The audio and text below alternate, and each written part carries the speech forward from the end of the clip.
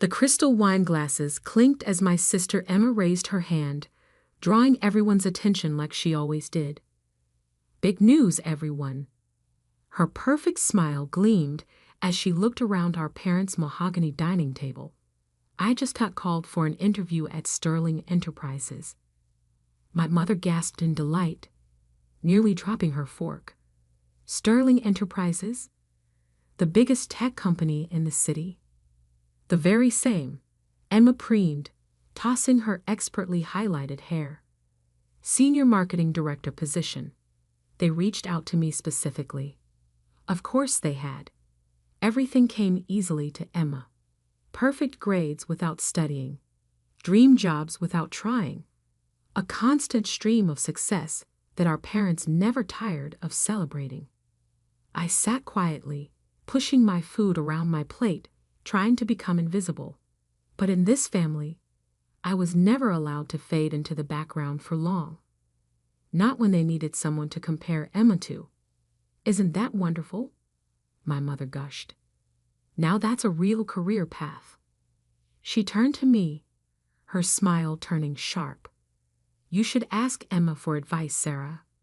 Maybe she can help you find something better." Better than what I was doing now, she meant. Better than the consulting work that they all dismissed as glorified freelancing.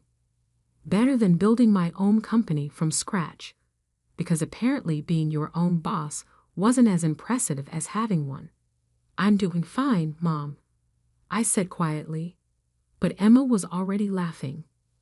"Oh, please, you can't even get a real job," she smirked. "How long are you going to pretend that your little consulting thing is an actual career?" My father set down his wine glass. "Emma has a point, Sarah. You're 32. It's time to get serious about your future." I gripped my fork tighter, thinking about the contracts sitting on my desk at home, the acquisition deals I was negotiating, the empire I had built while they were all busy undermining me. "My business is doing well," I started to explain, but Emma cut me off. "Business? Please. You work from your apartment and barely make enough to pay rent. Meanwhile, I'm about to be a senior director at Sterling." She turned to our parents. "Did I mention the salary? Base pay is $250,000 plus bonuses." My mother nearly swooned. My father beamed with pride. I thought about my company's latest quarterly earnings report and had to suppress a laugh. "When's the interview?" I asked, keeping my voice neutral. "Monday morning," Emma replied smugly. "Not that it matters. The position is practically mine already. The CEO specifically requested to interview me personally." I bet they did, I thought, remembering the stack of resumes on my desk. Among them, Emma's application, forwarded to me by HR with a note. Another entitled candidate with an inflated ego. "Your call, boss." "Well, good luck," I said, standing up. "I should get going. Early meeting tomorrow." Emma snickered. "What? Did someone finally agree to buy something from you?" "Sarah." My mother sighed. "When are you going to stop this ridiculous independent phase? Your father could have gotten you a proper position years ago." I thought about the nameplate on my office door, the one that reads Sarah Mitchell, CEO, Sterling Enterprises, the one Emma would see tomorrow morning. "You're right, Mom," I said, gathering my things. Maybe it is time for a change. They probably thought I was finally admitting defeat. They had no idea what was coming. As I drove home to my penthouse apartment, not that they knew I could afford one, I thought about how we got here. How their constant dismissal had driven me to build something bigger than they could imagine. It started 10 years ago when I graduated with my MBA. Emma was the star of the family then too, climbing the corporate ladder with her natural talent, while I quietly studied market trends and business strategies. When I told them I was starting my own consulting firm, they laughed. When I landed my first major client, They dismissed it as luck. When I started buying up struggling companies and turning them around, they didn't even notice. 5 years ago, I made my biggest move yet, acquiring Sterling Enterprises through a complex series of shell companies and investment firms. The previous CEO was ready to retire, and I had spent years preparing for this moment. I changed my professional name to Sarah Mitchell, my mother's maiden name, knowing my family never paid enough attention to business news to make the connection. I rebuilt Sterling from the ground up, transforming it into the tech giant it is today. And through it all, my family remained blissfully unaware, too busy praising Emma's minor achievements to notice that their unsuccessful daughter was now one of the most powerful CEOs in the city. My phone buzzed as I pulled into my building's private garage. A text from Emma. "You should really come to the Sterling building sometime. See what a real company looks like. I'll give you a tour after I get the job." I smiled, thinking of my corner office on the top floor, the one with the view of the entire city, the one Emma had been dreaming about in her application letter. Tomorrow was going to be interesting. In my apartment, I reviewed Emma's resume one more time. It was impressive on paper. Good education, steady career progression, solid references. But I had done my research. I knew about the projects she had taken credit for, but barely contributed to. The subordinates she had thrown under the bus, the corners she had cut. Emma had always been good at presenting the perfect image. Tomorrow, she would learn that image isn't everything. My phone buzzed again. This time it was my mother. "Darling, I know you're probably feeling discouraged seeing Emma's success. Why don't you let your father make some calls? It's not too late to start a proper career." I set the phone down without responding and walked to my home office. The wall was covered in business magazines featuring Sterling's remarkable turnaround. Tech's most innovative CEO, one headline read, "Sarah Mitchell, the unseen power player revolutionizing the industry," declared another. My family had spent years telling me I wasn't good enough. Tomorrow, they would learn just how wrong they were. I sat at my desk and opened my laptop, typing out an email to HR. "Please ensure Ms. Emma Carter's interview is scheduled in my office at 9 a.m. sharp, and make sure she waits in the lobby for at least 30 minutes before being brought up." A small petty detail, perhaps, but after years of enduring her condescension, I thought I deserved a little dramatic flair. I spent the rest of the evening reviewing company reports and finalizing acquisition plans, just like any other Sunday night. But this Sunday felt different. Tomorrow, everything would change. As I got ready for bed, I caught my reflection in the bathroom mirror. I looked nothing like the timid daughter my family still saw me as. My suits were tailored now, my presence commanding. I had grown into my power while they weren't watching. Tomorrow, they would finally see me. And I couldn't wait for the show to begin. Monday morning arrived with a sense of delicious anticipation. I stood in my private elevator, ascending to the top floor of Sterling Enterprises, watching the city wake up through the glass walls. My Armani suit was immaculate, my heels clicking authoritatively on the marble floor as I stepped out. "Good morning, Ms. Mitchell," my executive assistant Diana greeted me with a knowing smile. "Your 9 a.m. appointment has arrived early." She's been waiting in the lobby for 20 minutes, insisting that the CEO specifically requested her presence. I checked my watch. 8:45 a.m. Let her wait another 10 minutes. How's she handling it? Diana's eyes twinkled. She's demanded coffee 3 times, name-dropped several executives she claims to know, and told the receptionist that her sister is a nobody who can't even get a proper job. I smiled, setting my briefcase on my desk. Perfect. Has she noticed any of the magazine covers? No, Diana smirked. She's too busy telling everyone within earshot about her marketing expertise to look around. Typical Emma. So focused on promoting herself that she missed the obvious. The lobby walls were lined with press coverage of Sterling's transformation under my leadership. My photo was literally hanging above the reception desk, but Emma would never notice. She never had. Her resume listed some impressive achievements at her current company, Diana noted, arranging folders on my desk.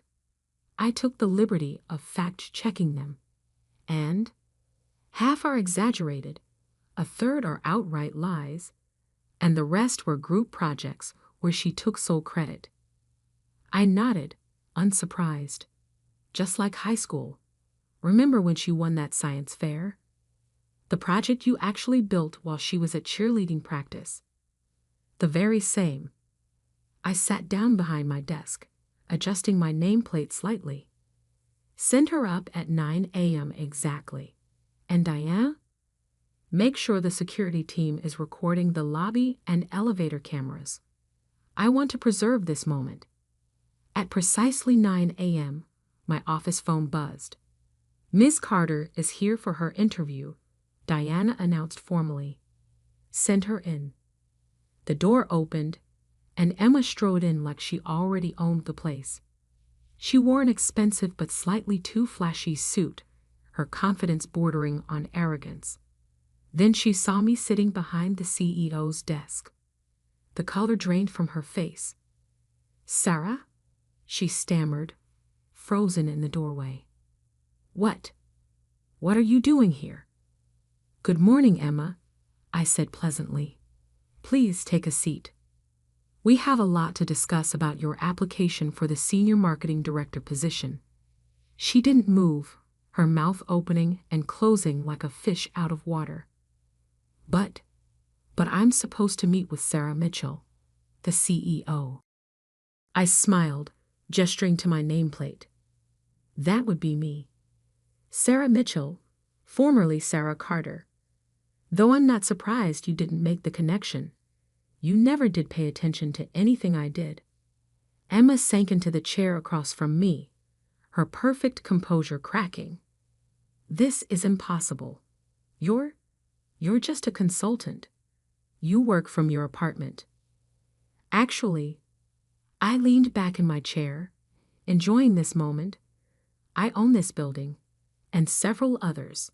Sterling Enterprises has been my company for the past 5 years.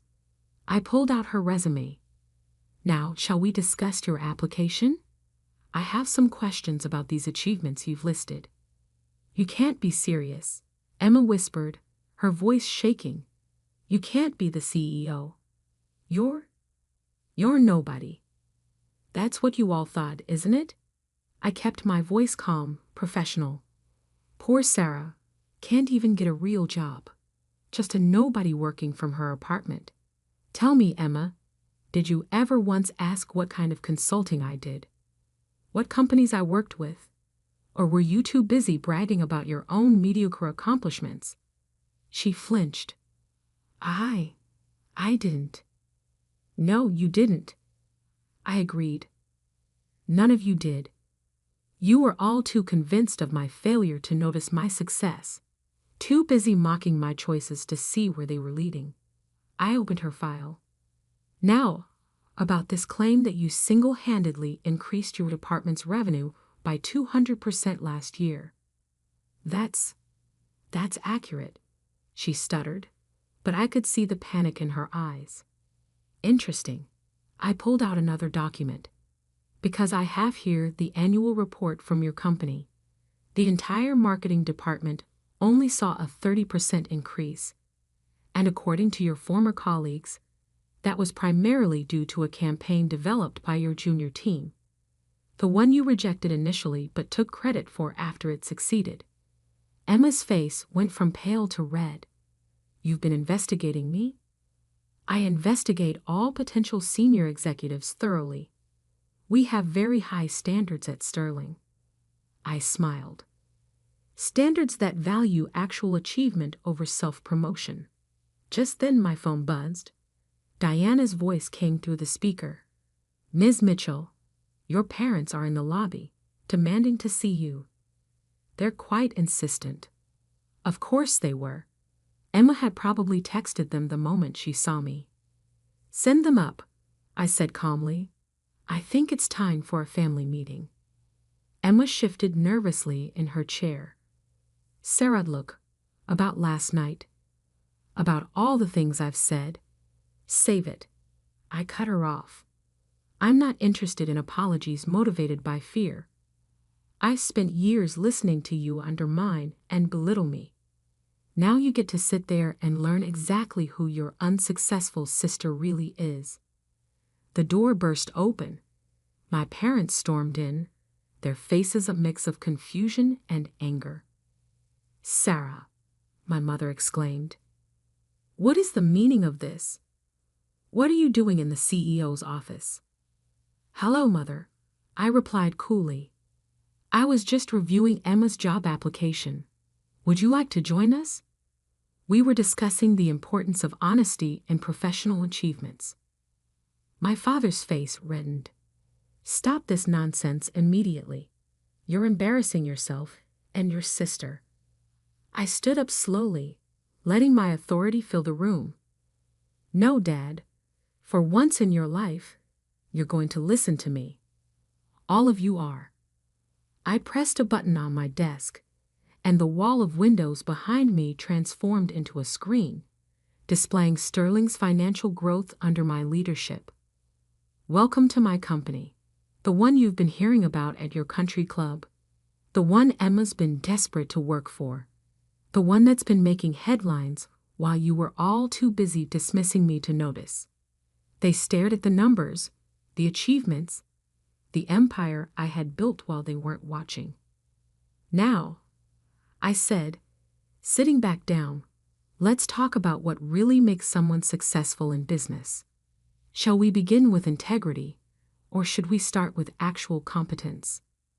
The color drained from Emma's face as she realized this interview was about to become very, very uncomfortable, and we were just getting started. The silence in my office was deafening as my family stared at the financial projections on the screen. 10 years of growth, billions in acquisitions, my photo on the cover of Forbes, Fortune, and Business Weekly. This is all yours," my mother whispered, sinking into one of the leather chairs. "Every bit of it," I confirmed, standing to walk around my desk. "The consulting business you mocked? That was just the beginning. While Emma was bragging about her mid-level marketing positions, I was buying and transforming struggling companies.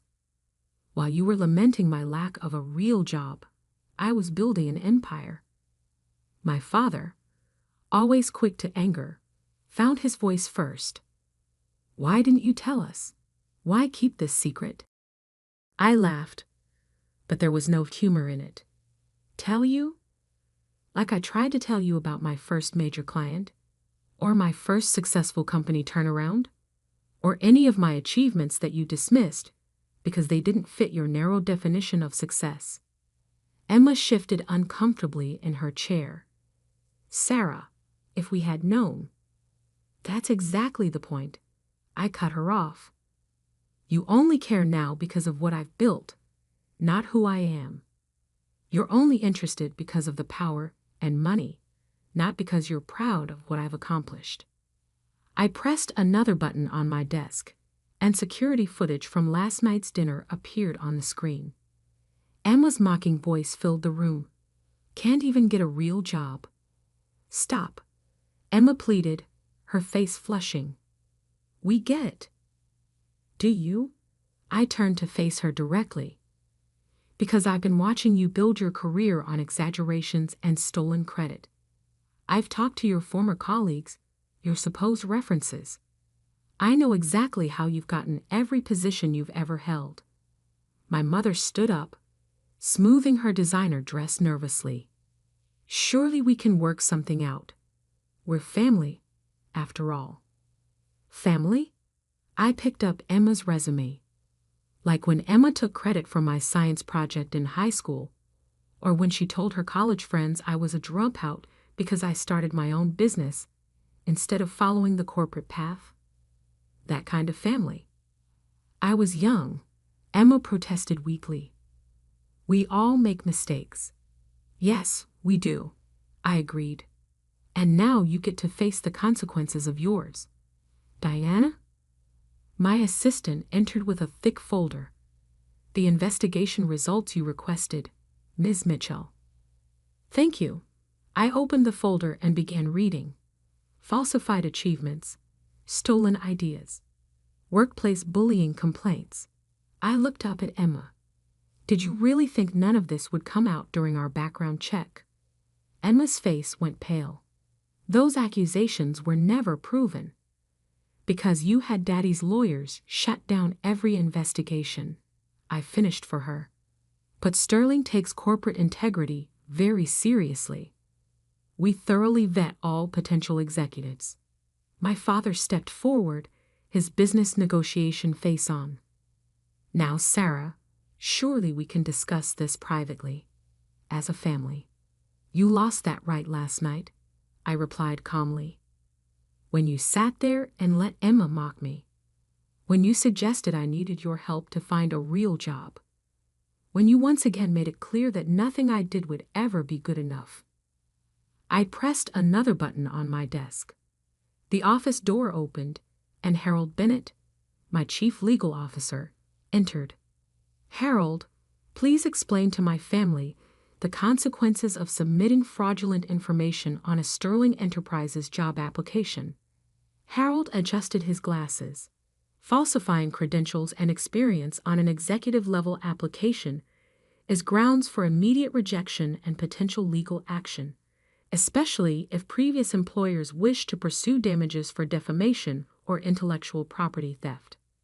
Emma's composure cracked completely. You wouldn't. You can't. Can't what? I asked softly. Protect my company from someone with a proven history of dishonesty? Enforce our ethical standards? Or are you suggesting I should give you special treatment because we're family? Sarah, please, my mother begged. Think about what this would do to our reputation. Like you thought about mine. All those years of snide comments and dismissive attitudes. I shook my head. No, Mother. Emma's application is rejected.